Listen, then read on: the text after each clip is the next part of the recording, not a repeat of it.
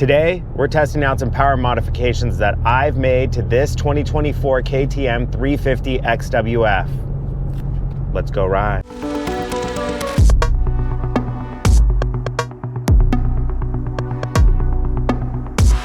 Welcome to Trail Tune-Up. My name's Jason, and I am super stoked to finally get out to Carnegie and test out these power modifications I've made to this 2024 KTM 350 XWF.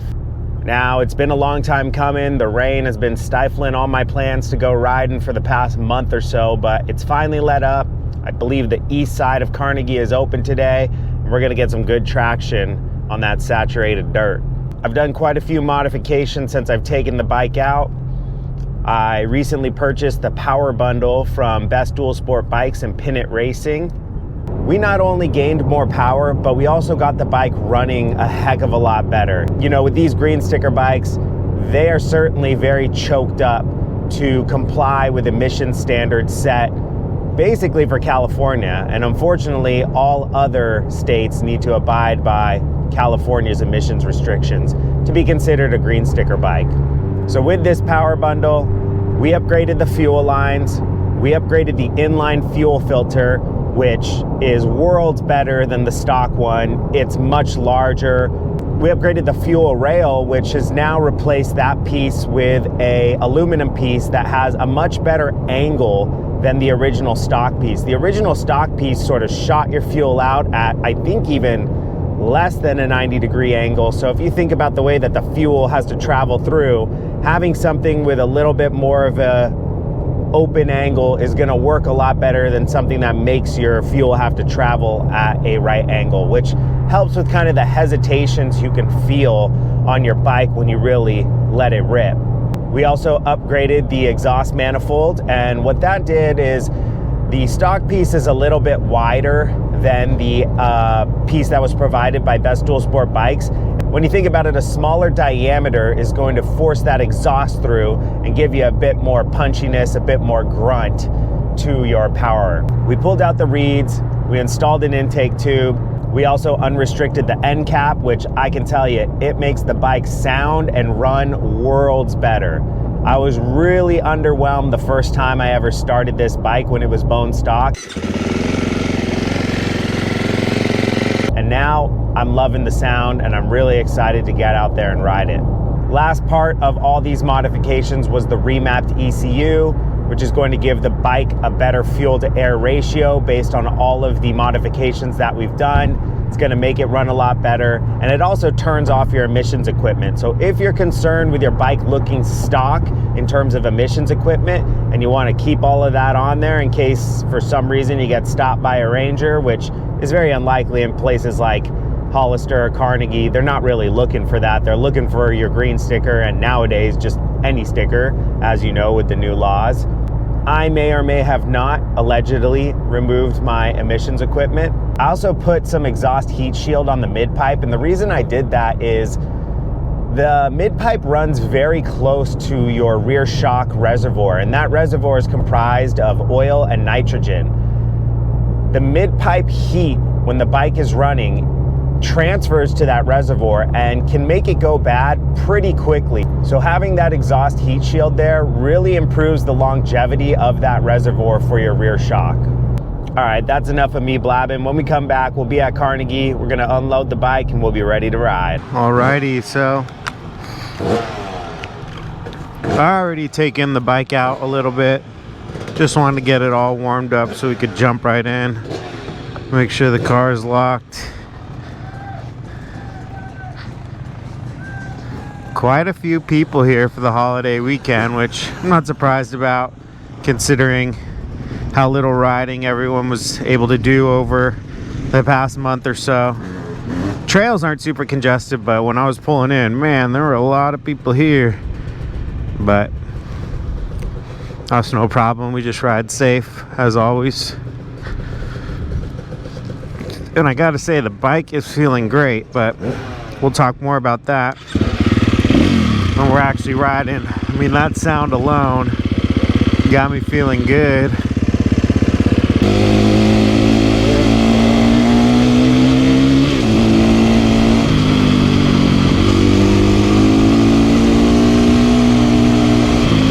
I must say I'm definitely feeling more power out of this bike. It's nothing that's unmanageable. The power band's still smooth, but there's definitely some more pep to it now, which is great. My biggest worry with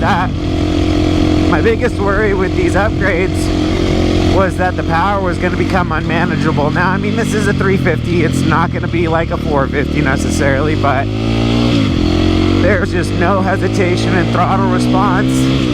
My RPMs feel like they go higher. And I think actually they've remapped the ECU to allow for higher RPMs,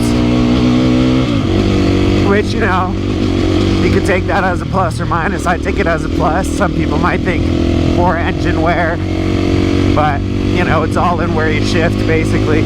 Just don't live in those high RPMs and you'll be good. So just kind of wanted to show you guys what I'm talking about with this heat shield right here. Knowing that I can literally put my hand here, but I definitely would not touch that right now, means that this is not getting heat transferred. I can even touch this. If you go and ride your bike and you try to touch your reservoir back here for your rear shock, you're gonna burn your hand. But this is making me feel really good about this mod because I could touch this. It is not cold to the touch, but it is like body temperature. It feels like nothing. So this is an excellent mod to make for your rear shock oil reservoir. Now, some of you who have watched the channel since I started it, which was only in the beginning of this year, may have known that I have a 2004 CRF 250X. This bike is a 2024, so I am moving from a 20-year-old bike to essentially a brand new bike with the latest technology.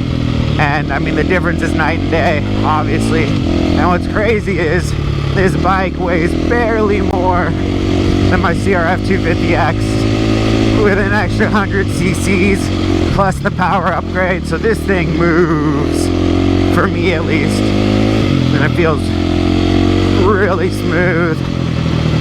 Like I said, I'm running stock suspension, but it's so much better than what my CRF 250X was, which wasn't terrible. It's just like night and day difference from something that has the technology of today versus 20 years ago. So I've been very happy with this bike. You know, I was hesitant at first because KTMs are so expensive, but you know, I've been keeping up with my maintenance. I change my oil every 5 to 7 hours, which for some that may be overkill. For others, it's what they do. And yeah, I mean, no issues at all whatsoever. I shouldn't though with a bike that only has such little hours. I actually was able to get this bike on sale for $7,999, which is a crazy screaming deal for a KTM. Since then, they have put the price back to about $11,000. And when I saw that, I was very happy in my decision. This was right at the end of last year, just as it was turning 2025. You know, there was all that news about KTM potentially going bankrupt. A lot of people weren't sure about the whole green sticker thing. The bike's already expensive, so I think they just happened to have some extras and they dropped the price to get rid of them. I think they had 2 or 3 left at a KTM Modesto where I went. I think it's like a Honda Suzuki KTM Modesto. They have a bunch of bikes there. Gas, Husqvarna, which I'm sure, as you know, Gas and Husqvarna are part of the KTM group. And yeah, I mean, I was hesitant to spend that much on a new dirt bike, but I'm very happy that I did, and it is very, very worth it. I didn't drop a ton on the down payment. I put $2 grand down and financed the rest. But since then, I've put another $2,500. I want to get my payments done earlier rather than later so that I can save a little money. Just by doubling my payments are like $230 a month, and just by doubling those payments alone, I'm gonna save $1,000. Every day the total that you owe accrues interest. So you might pay off $500 one month, and then you minus 500 from what you owe, and then the next day you check on it and there's like 20 or 30 more dollars in there, and you're like, hey, how'd that get in there?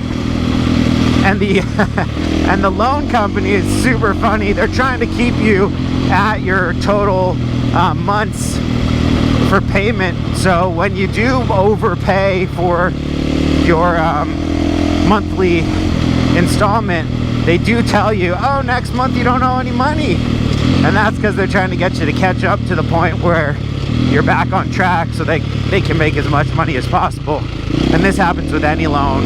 They're gonna tell you that you don't owe any money if you overpay the month before.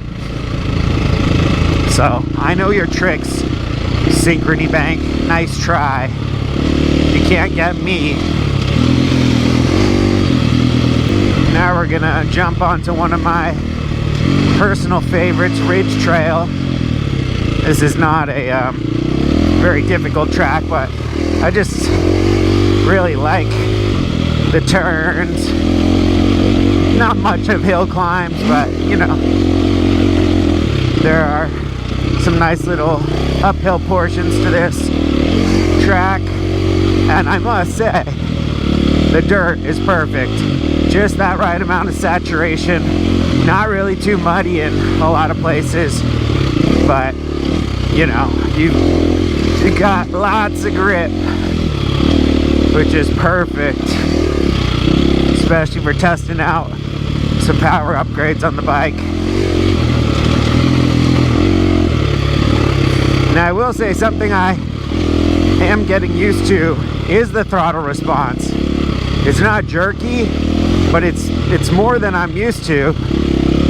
Like I said, it's not unmanageable, but it's kind of that perfect line where you can feel there's a difference, but you can still handle it. Here we go, Happiness Valley. See how much happiness this valley brings me. Hopefully lots.